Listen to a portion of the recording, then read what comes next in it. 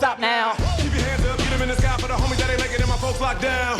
I never went nowhere. All right. They saying loot is back. Friends, let's get a little more hype than that. Who's excited to win? Because man, do I love seeing not only myself win, but other people win. So, honest to God, we're doing something a little different today. Usually, I'll have somebody introduce me. Usually, my sister comes up, or a LEAP alumni, or whoever.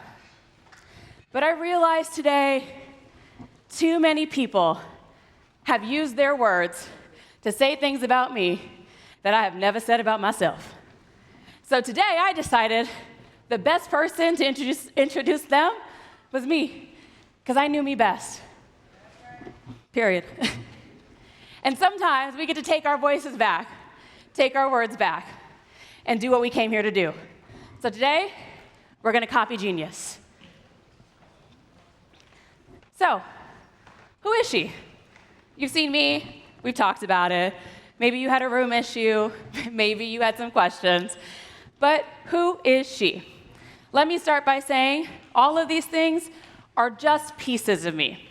They are not my fullest identity. They do not make up everything that I am. Instead, what they are a representation of who I am as a whole. So, I am big on reformer Pilates. This is a new thing, but I love it. And because I dedicated a year of my life to reformer Pilates, I was able to place second runner-up at Miss New York 2 weeks ago, and I won the fitness preliminary award as a result of that. Feeling strong. Not as strong as Mariano, but we're getting close. And I think I'm a little bit stronger than Giorgio, so, just saying. I know. I think we could do a push-up challenge. I might win. Who else am I? I'm also a public speaker. I've had the opportunity to not just be on the LEAP stage, but also talking to organizations like Some Creative Agency and Health in Her Hue. Health in Her Hue is a digital platform that connects Black and brown women to culturally competent doctors, making sure that they have equitable access to the people that they need. And I've recently become their community care moderator, and it's been such a fun time. I'm also a mentor. I work, in my job, I work with the Dream It Real Foundation.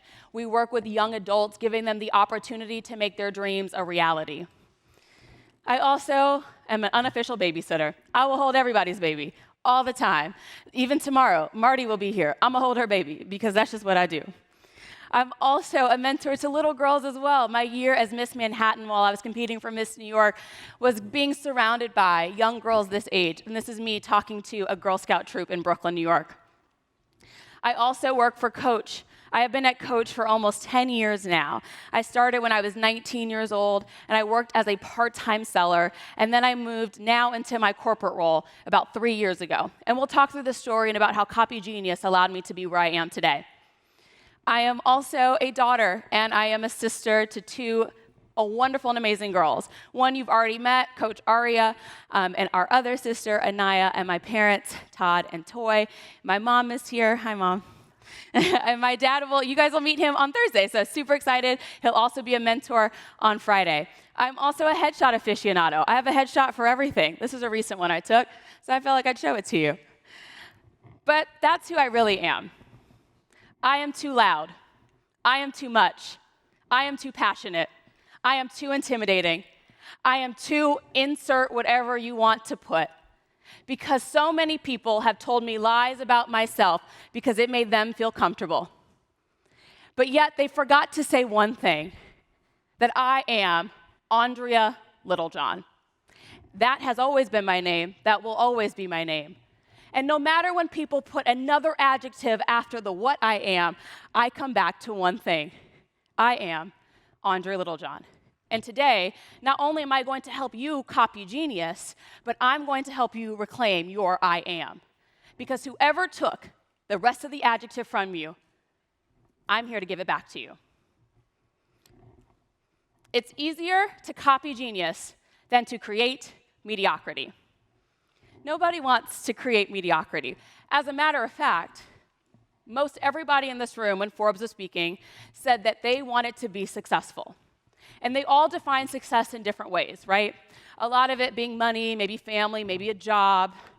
I love when people ask me what determines success for me. Success for me would look like being married with children and not having to work, if I'm being honest. Because success for me isn't about the money. It's about creating a family and having culture that I can pass down. So when we talk about what it actually means to copy genius, to utilize a mentor, many of us have come into Leap with this one thing: knowledge.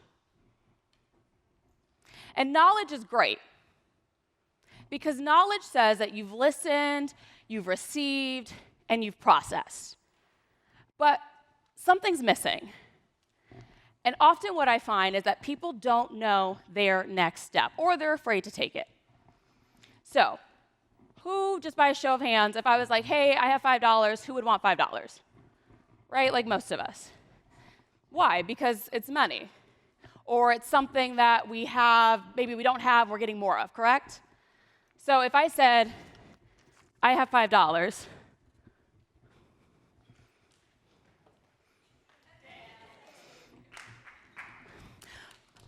why? Because knowledge plus action equals results. But here's the thing. Good things come to those who wait. Better things come to those who take action. But the best things come to those who express gratitude and patience. And had he waited and said thank you, we would have gotten $15 more. Because when people offer you something, no matter how seemingly insignificant, we take it. Why? Because we never know what else is on the other side of it. Sometimes we hear a no or a rejection, and we wonder, why me, why now? But the reality is, what if that no was $5 and there was 15 on the other side? It's an investment into your life that sometimes you may not understand right away, and that's okay. I'm like that too. I can get a little impatient. I want to move quickly. I want to do things. But I think what becomes most important about copying genius is that we must look at anything that a mentor is willing to give us as a part of their life that they are sharing with you. That's extraordinary, because not many people are willing to do it. Now, for those of you that are wondering, will I get a chance to earn that $15? Potentially. Nothing's off the table just yet. So there's two ways to really learn: trial and error, which can take a lifetime, or borrowing somebody else's knowledge, which can take the time of lunch. And let's be honest, a lifetime? How many of you are under the age of 25? Like the entire room. So imagine if I told you that you had 25 more years to keep trying and failing and trying again. You would probably give up at some point. Because even though you may have endurance to run the race, after a while your legs get tired. See, a mentor is like the aide or the person on the cart that helps escort you across the finish line. We need that. And sometimes you become that person. But even if you're not and you're asking for help, I love that Forbes Riley said it earlier, help is not a sign of weakness, it's the greatest sign of strength. But before we can do that, let's talk about what is a mentor. A mentor is anyone who has successfully done something that you wish to accomplish, and they are willing to share it with you. They help you grow and achieve your goals, and they're also willing to work with you one-on-one.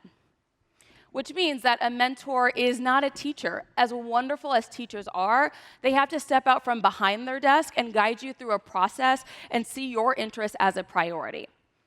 A mentor is not an idol. It has to be someone that you can physically meet and be in contact with. And a mentor is not just a role model, because it's not just enough to look up to them. You have to be able to have a two-way dialogue. One of my mentors is actually in this photo, in the orange, standing next to me, and we'll talk a little bit about her later. But when we talk about mentors, I love this quote by J. Loren Norris that says, if you cannot see where you are going, ask someone who has been there before. Now, here's 3 of my ideal mentors. And when I say ideal, I'll put it in a SMART goal. By 2025, Shonda Rhimes and I will be writing a script together. I have a great idea for a TV show in my head with my friend Aaliyah. Shout out Aaliyah. And I'm fully convinced that she's going to mentor us through this process. The middle, John Mark Comer. He is a pastor and a New York Times bestselling author. I'm writing a book on friendship, and I want him to read it before I publish it. And I believe that he will, also by 2025. And, well, Sophie hasn't called me that this week, but she used to call me Madam President, which I feel like is probably fitting because I do want to be mentored by Condoleezza Rice, who's the former Secretary of State for the United States of America.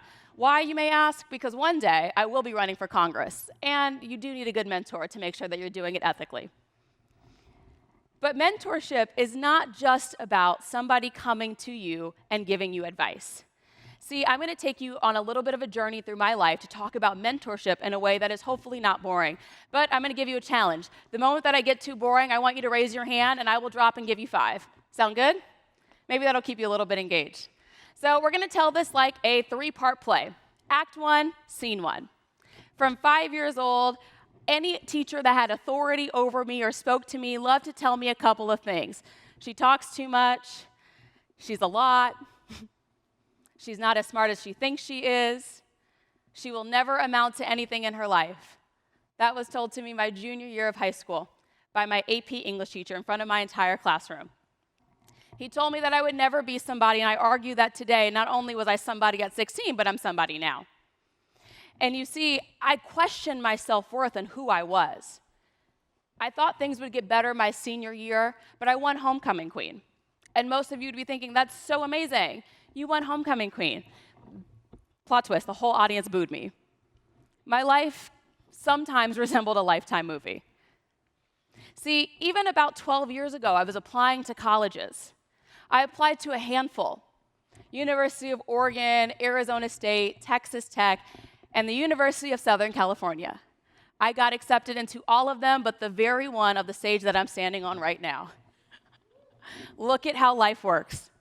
I was rejected from USC, but I would say that I went to the better maroon and gold school, Arizona State. Go Devils. But it goes to show you that even when life throws you obstacles and trials and tribulations, you can always cross over them with the help of a mentor. And the only way that I crossed from school bullying to where I am now is because I had people along the way to guide me there. I was crowned Miss New Mexico Teen USA in 2014, and that was when I found my first mentor in my Miss Cameron Blackwood. She was about 25 at the time, and I remember thinking, oh my gosh, she's so much older than me. To all the 25-year-olds in the room, you realize that that statement sounds crazy, but when you're 17, it just feels like they're much older than you are. But at 25, Cameron taught me so much. She taught me what it meant to walk with integrity and to also walk with my head up no matter what. By Act 2 of my life, I graduated from high school, I went to college, and I wasn't sure what I was going to do. Originally, I was a communications major, completely undecided, had no plan, and I took one political science class. After I took that class, I remember there was one debate that I won, by the way, even though the teacher said that we weren't doing wins or losses, but I totally won it. Because, again, I like to win, right? And we did this debate, and I remember thinking, I could do this for the rest of my life and love it and be happy. And so when I went into the academic counselor's office and decided that I wanted to switch my major to political science, she said, that's too difficult. Are you sure? So I went and found somebody else who told me that I could. And when I got into that major, she was kind of right. It was hard for them. But I worked hard. I found the right tutors. I met with the right people. And I graduated with only 7 other black women in the entire college. We were the 7 that were left, but we stuck in it together. Those became peer mentors to me. People that uplifted each other, that weren't older than me. I wasn't older or younger than them. We were all within the same age group. And we supported each other because that's what friends do. That's what people do or should do. And after I graduated college, I moved to Charlotte, North Carolina, where I continued to work for Coach at this time. And when I got to Charlotte, I remember thinking, I want something more. I loved retail, but I wanted something more. So I decided to go to grad school, which, honestly, let your yes be your yes and your no be your no. And if you're wondering, should I go to school, make sure that the truest answer in your heart is yes, not your parents, not your siblings, not your aunts, not your uncles, not your grandparents. The yes has to come from you. And if I would have really thought about it, I probably wouldn't have a master's degree because that was a long 18 months. Good, but tiring. But when I went back to school, I found another mentor, an academic mentor. And maybe you're sensing a theme here, that you can have mentors in different stages of your life. My academic mentor, Dr. Gimbel, was one of my favorite people, and honestly still is. As I was taking a class of hers, she said, Andrea, you would be a really great teacher. And I said, I really don't want to go into education. And she said, I know, I understand, but what I'm talking about is you'd be a great facilitator. You'd be great at leading conversations with people to help them understand a topic. And I said, oh, I didn't know that existed. But that's what a mentor does. They open up the door to you to show you things that are not yet possible because they've seen it. A mentor has already walked through the doors that you are hoping to walk through. After I graduated with my master's degree, I decided that I was going to do something, again, more. I didn't know what. But I'd set my sights on Hudson Yards, New York. That is the headquarters for Coach. Like I said, I started working for Coach in 2015. It's been almost 10 years. I'm not even old enough to have been working at a place for 10 years, but here we are. And I set my sights for New York and said, that's where I want to be because that's where people are making decisions. A call came, and they said, hey, we can do a lateral move. I was working in a store. They said, we can do a lateral move to one of our other stores in New York. How do you feel about that? I made a risky decision and decided that I would move with the same position and I would start in a store to just have the exposure and get used to living in New York. And when I got to that store, I remember that a lot of people told me it will take about 2 years, maybe more, before you can get into corporate. I said that timeline simply doesn't work for me. And so I thought about how can I get access? A mentor. A woman by the name of Caitlin came into my life. We had a lot of conversations, and one day I told her that I had just finished a master's degree in communication with a focus, on training and development. And she said, how funny, we have a position open in the training and development department. I'll put you in touch. And that was quite literally how I got my job, because I talked to the right people, and they put my name in places that I was not yet in. That is a mentor.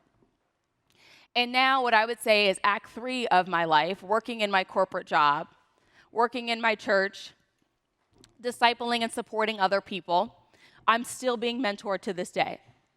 I would say my boss is my mentor. Allison has allowed me to go on and do great things even within my role, being able to work with our employee business resources groups like Black Alliance, making sure that Black and brown people within Tapestry feel welcomed and appreciated, and most of all, seen. She's allowed me to test my ideas and try something new. She's advocated for my title. She's advocated for my raises. That is a mentor. I showed you a woman by the name of Janelle who is in the orange dress. That's a woman who is a mentor within our faith. We share the same Christian faith, and she allows me not just to hear from her, but also to live life with her, to experience life with her and her children. But I will always say that I am a lifelong mentor of the 2 greatest people that I know, my mom and my dad. You see, we may joke about Mariano or Giorgio out-benching us, but I know for a fact my mom can out-bench them and definitely out-deadlift them. That woman is in the gym more than anybody I know, and I love it. And she's always been like that. My mother is not only consistent, but caring. She's the kind of woman that says, if I have it, you have it. That's a mentor. And Dad, Coach Littlejohn, if anybody in this room could speak to it outside of his children, ask Coach Luke Wells. He'll tell you what it's like to be mentored by a football coach and how maybe there's a little bit of tough love that comes with it, but the kind of love that pushes you to do more, to be greater. He never really expressed anger, but he did express disappointment, and that helps me to grow, helped me to become better and be on a stage like this. So what are the benefits of even having a mentor? Well, they open doors to new opportunities, as I've mentioned. They help you to gain knowledge. They offer a different perspective. They expose you to new ideas, to new processes, and new people. They acknowledge your ideas, goals, and dreams, and they support you. And they allow you to test your ideas and gain insight. I think that's key. Having a mentor that allows you to fail, but they're there to catch you if you need it. This is also a mentor of mine who you'll get to meet in the morning, Marty Reed. I don't know what she's going by professionally these days, but whatever she introduces herself on the stage, that's what we're rolling with. But I got to be at her wedding last year. She's absolutely incredible. And she's been in my life supporting me, guiding me in a way that I've not yet been able to do because she's already been in the rooms that I hope to be in one day. So how do we find a mentor? Before you can do anything, you have to know what you want by first knowing what you don't want. And once you know what you do want, you can find what you need. How do we do this? We utilize informational interviews, which you'll hear about later this week, and trying everything that you can. Part of my story is that I talk to a lot of people. So I'm going to show you one way that you can take what somebody else weaponized against you and turn it into a superpower. At the beginning of this, I told you that I talked too what? Too much, right? But talking too much led me where? To where I am today. So the question is, did I talk too much, or was I just talking to the wrong people who never needed to hear my words in the first place? So I ask you the same question. Do you talk too much, or are you talking to the wrong audience? Do you talk too much, or are their ears just closed to what you have to say? I'll challenge you with this. When people tell you that they talk too much, find another room for people who say you're not talking enough. So when we're looking for a mentor, we have to be mindful that not every single person that you come across is going to be great. We want to look for good fruit in a mentor. And what I mean by fruit is that we want to look for someone who's joyful and excited. Imagine having a mentor that is upset about everything all the time. It's not fun. It doesn't do anything for you. So we want someone that's joyful. We want someone that's patient. Somebody who's not going to get upset with you for trying again, right? We want a mentor that's going to encourage the trials.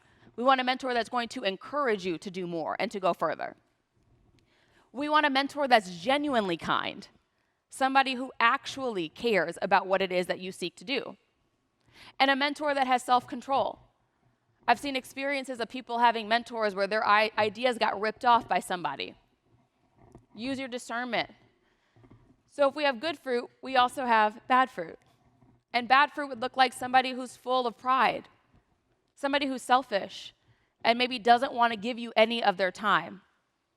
Or anyone who's expressing serious anger when you mess up or you don't do something right the first or second time. So, as you're thinking about what it looks like, that's how you want to consider finding a mentor. But once you've found your mentor, you will have to contact your mentor. First and foremost, I encourage finding the gatekeeper. The gatekeeper is the person that's going to get you into the door to talk to them. This may be an assistant, this may be a manager, it could be someone, if you're out and about and you just happen to see them, the person that's between you and them. Find the gatekeeper. Email them, DM them on Instagram, whatever that may be. Secondly, learn your biggest advantage. Is there a coach in here that can grab me a mic? Awesome. All right, anyone in this room, tell me what you think you bring to the table when talking to a mentor.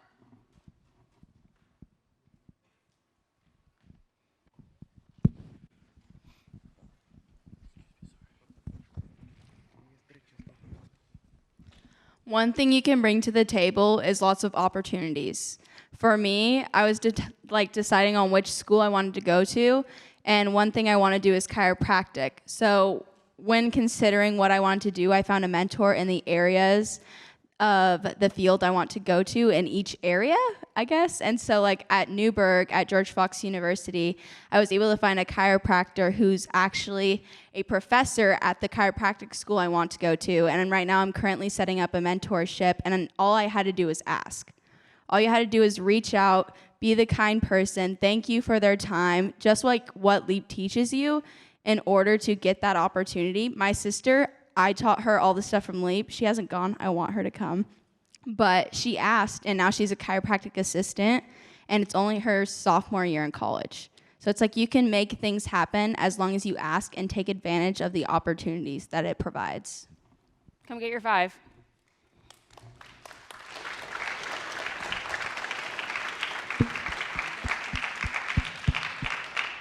All right, so now who else wants to tell me their biggest advantage?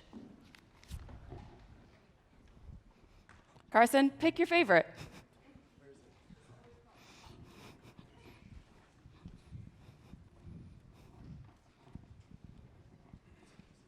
There was a hand right here, too. Hi.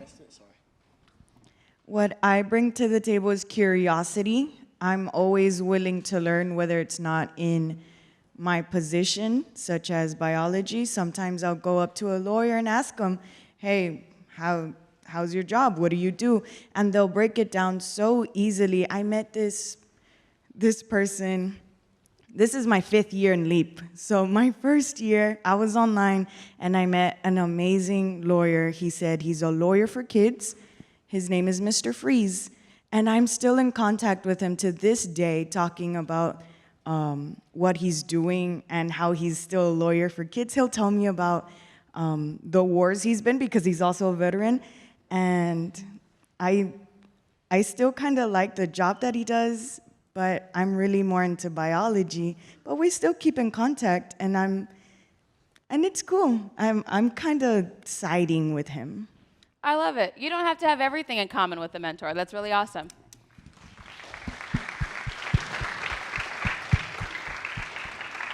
Carson, there was one hand right here.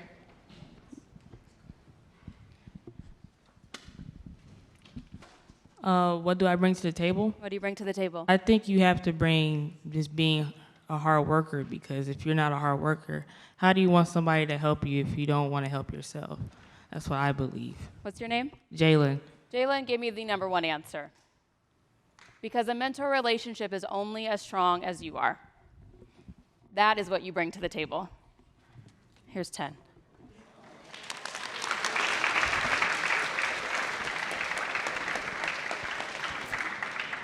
Ask better questions, you get better answers, and maybe more money out my pocket. But that's exactly it.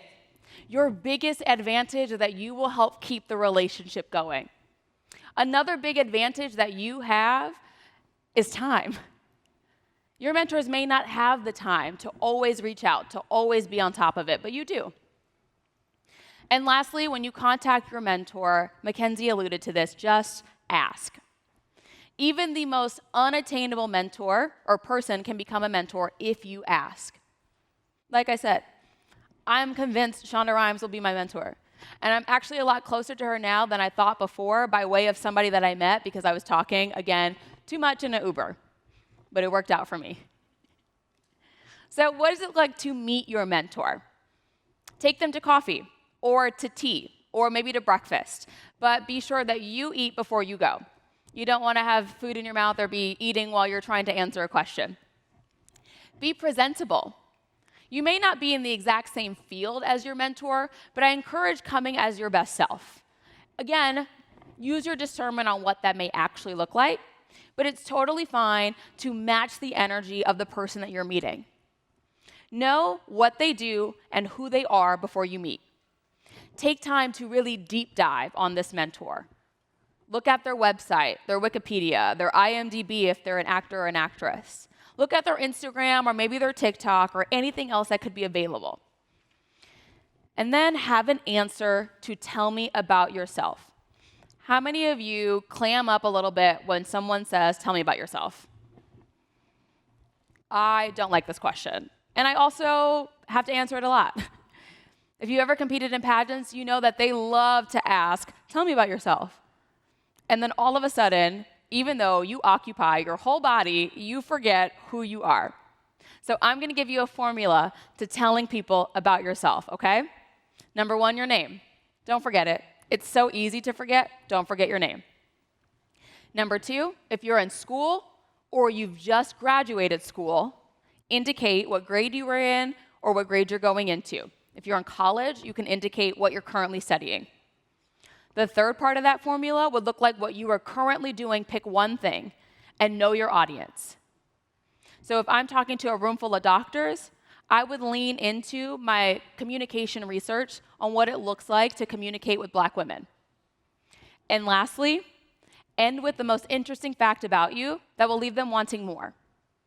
So what that may look like in practice is, my name is Andre Littlejohn. I graduated from Arizona State University with a degree in political science and a master's degree in communication with a focus on training and development. I currently work for Coach on the side of retail training and development, supporting all North America stores. And I also am really passionate about advocating for the maternal health of Black women in America. But I would say that even with all of these things, most people have no idea that I can rap all of Super Bass by Nicki Minaj. And you'll remember that, right? And then we can follow up and continue conversation. Make it fun. Okay, maybe after. Catch me at Leap Idol, okay? But I'll only do it if Coach Zara does it with me. Okay. All right, bet. We're on. We'll do it. Always have an answer to tell me about yourself. And lastly, be interested, not interesting. When you're talking with your mentor, their favorite topic is them. They want to tell you about them and what they do and who they are and why they're great.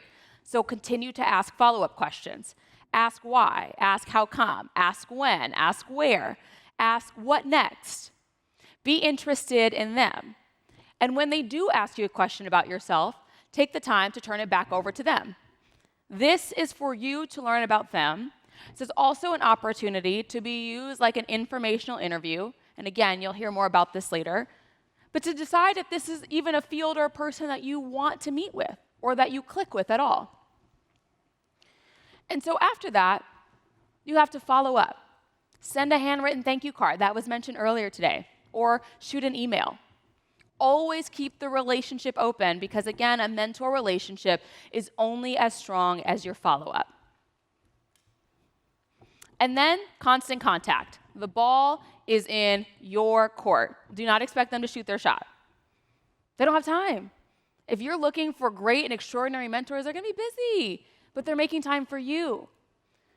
So also make sure that you're showing up early to your meetings, your phone calls, your Zoom calls, whatever it is. Be ready, be prepared. Make sure that your meetings are regularly scheduled. I have some mentors that I meet once every quarter because that's about how our schedule lines up. With Janelle that I mentioned, I see her pretty frequently, but even we have to have regularly set scheduled times to actually talk about the things that we want to talk about. Granted, my mother answers the phone every single day, but even still, I make time to talk with her. And on top of this, when you're looking at constant contact, what I love to encourage people to do is to remember they also have the authority to say no. And it's okay if they do. There are billions of people in this world. Guarantee one of them will be your mentor. You just have to ask. But like I said, not everybody is going to be the perfect mentor. You have to find the proper fit. See, this is Todd and Toyon Littlejohn. They've been married almost 30 amazing years, had 3 wonderful daughters. I know, we're fabulous. They're more fabulous, but here we are. And they work because they make it work. Something my dad loves to say that he learned from a mentor is that you have to keep a marriage 73 degrees, or the most comparable temperature for both people. So how many of you love to run the AC because you like to be cold, like freezing cold? A few of you. Now, say you marry someone that likes to keep it at 78 in the house. Who's going to suffer? You are, right? And so what you have to do is not just compromise or sacrifice, you have to set a new goal. You have to create something new together. That's what the proper fit of a mentor does. You're not going to click with everyone. You have to decide if your values are aligned. You have to decide if what you believe and what they believe will work. You have to decide if where you are in your life makes sense for where they are in their life. Seasons change, and so do your mentors. And in all of this, don't stop repeating. Where one mentor may suffice in one area, they may not work in another. I believe in the hand of mentorship. H, a healthcare mentor. I know it sounds weird talking to a room full of like 14 to 20-something-year-olds to have a healthcare mentor, but I cannot stress early detection enough. A lot of young adults are not making it out of their 20s or 30s because they didn't catch it beforehand. A healthcare mentor could be somebody like your primary care doctor, a nurse practitioner, someone that you know in your family that may be able to support if you have a question. Take control of your health and your body.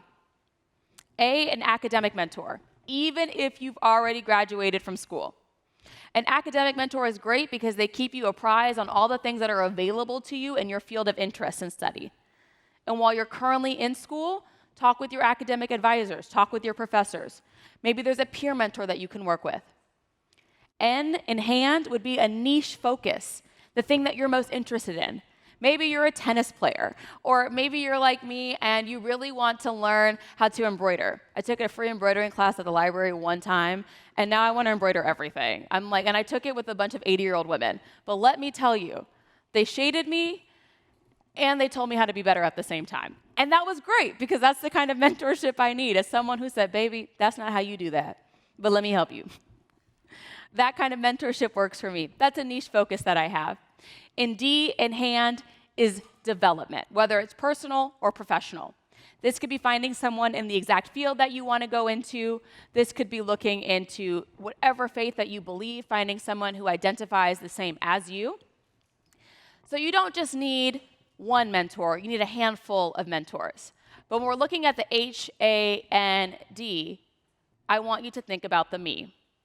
You become your own mentor. You have to encourage yourself.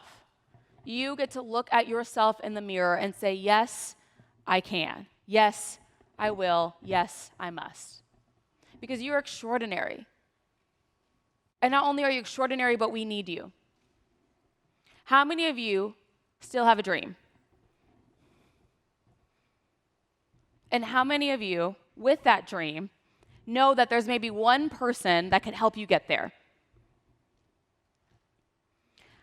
Now, how many of you in this room have a crazy dream that you'll have a mentor, kind of like some of the crazy people I just put up there? Like big faith, you're like, yes, I have this crazy idea of a mentor that I would love to meet one day. So we're going to try it and see if we can connect people to their mentor in this room.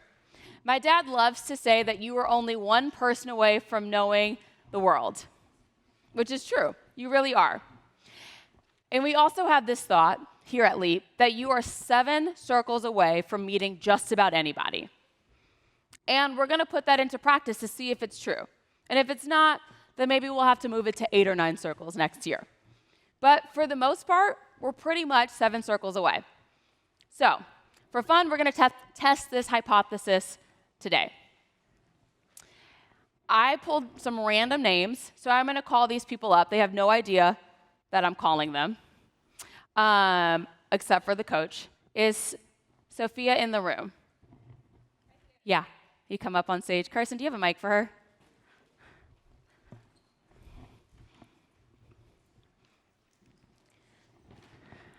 Hi, Sophia.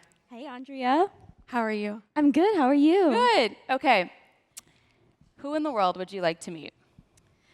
Someone I really want to meet more than anything is Viola Davis. She is an EGOT-winning actress, author, producer, director, and an inspirational woman. I am a massive fan of Viola Davis. So here's how this is going to work. If you think you have a connection or someone, because you know someone or somebody out there may know her, I want you to raise your hand and share it. Because the whole idea is that we want to see how many circles it will take Sophia to get to Viola Davis. You have to think about it. But I guarantee you somebody in this room may know even just one person, even if you think it's insignificant. Yeah, Shara? Lee Daniels. And how does Lee Daniels know Viola Davis? They've done work together. He's a movie director, producer, writer, and he's done work with Viola Davis. So we did it in one circle. That's what happens when you ask out loud. Look at that. So easy. That's what I love about this. Thank you so much. Thank you. Okay, next random person in the hot seat. They have no idea that I'm calling them. Julian Heyman. Who do you want to meet, friend? That's hard to say. You can pick one person. We'll see if we can get close to them in this room. Let's say Tom Platz. Can you tell us who that is? He's a bodybuilder back in the day. Anyone have a connection?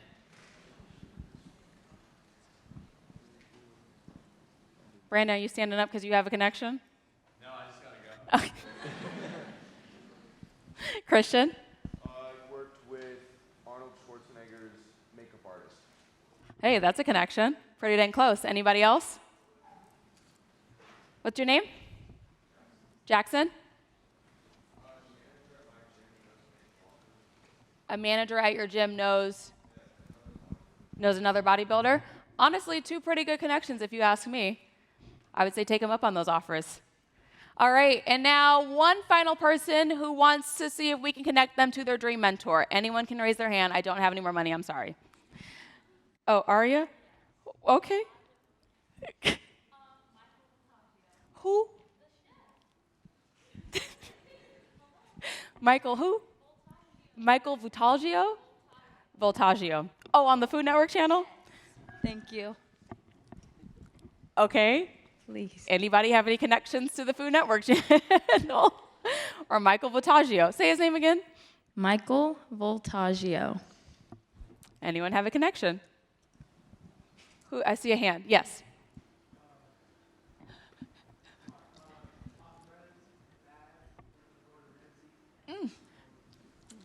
Aria, that's pretty close. Hey. Gordon Ramsay's pretty dang close. Pretty dang close. I'll take it. I love it. This is just one example of what happens when you ask out loud. And honestly, every time we do this, I laugh even more because people throw out the most random names and we start to pull connections out of thin air. The beautiful thing about just ask is that the only thing people can say is no. And what's the worst that a no can do? I love the way that Paula Abdul says it when she comes. No is the beginning of a negotiation. Use your no as an opportunity for another door. So before we walk into our key takeaways, I'm going to invite Coach Liam on the stage. He's going to share a little bit about what it looks like to do Copy Genius in action.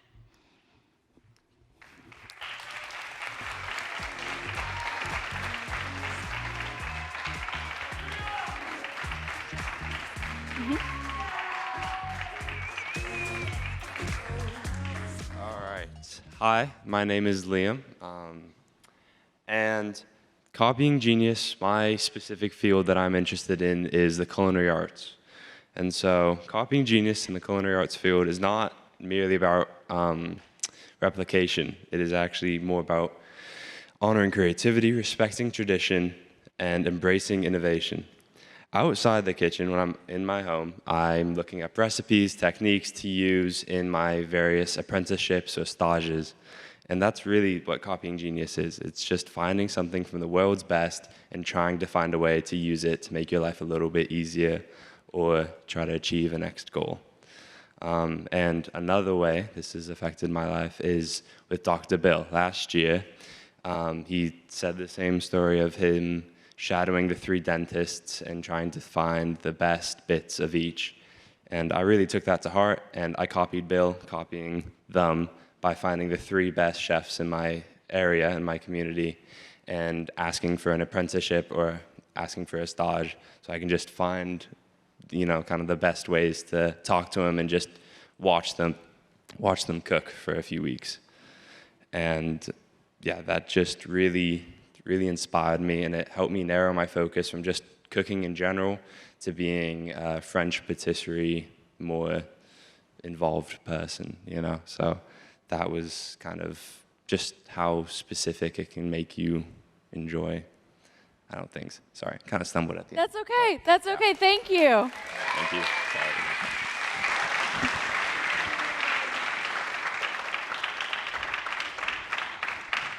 And Liam even talks about how it happens here at LEAP. The beautiful thing is that you are going to get an opportunity to do this on Friday at the Mentor Workshop. We are bringing in not only people from the greater Los Angeles area, but surrounding areas as well. These are going to be people in various fields. Again, shameless plug, my dad will be there. He's a football coach, so if you're interested in athletics or in college athletics, I'd encourage you sitting at his table and having that conversation. But there will also be doctors and attorneys. There will be a stunt woman. I mean, she came last year. She's honestly amazing. But if you have any interest in that, that is a great person to talk to. We are bringing mentors to you who want to support you. Utilize these skills of being interested and not interesting. Make sure that you are asking better questions to get better answers. And remember that along the way, there are people who want to help you. And also remember that you are never too young to be a mentor yourself. There is somebody who looks at you and says, that is who I want to be when I grow up. Someone wants to be you. They do. And I know that for certain because when I look in this audience, I see winners. I see people sitting here investing in their life to become great. Who wouldn't want to be you? And as a mentor, you encourage them that the best thing that they can be is themselves. So one thing that I want to do before we leave is something that I learned from one of my mentors, Rashonda Harrison. When I was 7 years old, she would have us gather around in a circle after we finished our theater rehearsal, and she would have us look at each other and say, I dare not say that I have finished. She encouraged us to remember that this is only the beginning of our story. And then as I grew up, I fell in love with Shonda Rhimes. Absolutely love. Yes, I've seen it all. Grey's Anatomy Scandal, How to Get Away with Murder, all of it. Queen Charlotte, I've watched it all. But in Grey's Anatomy, there's a scene with a doctor, Amelia Shepard. And before she has any major surgery, she gets a good stance, and she gets a good pose, and she holds herself to remind herself that she's capable of what she's about to do. And so I like to combine those two things together. And I'm going to ask you all to stand up and do it with me. And this is an affirmation that I am going to give to you. And I'm going to encourage you to copy my genius in this. For whenever you need it, for whenever you need to call on it. So make sure you get a good stance. Your best Superman or Wonder Woman pose. I know it's a little cramped, but to the best of your ability. And I want you to puff your chest out. Yeah, you got it. And you're going to repeat after me. I dare not say that I have finished. I dare not say that I have finished. Well, now I want you to say it like you actually believe it. I dare not say that I have finished. I dare not say that I have finished. Ooh, one more time, just for good measure, because I think 3 times is just a good number. I dare not say that I have finished. I dare not say that I have finished. Thank you guys so much. I'm not finished. This is only the beginning of my story, and I thank each and every one of you for taking part. And thank you for letting me be part of your story.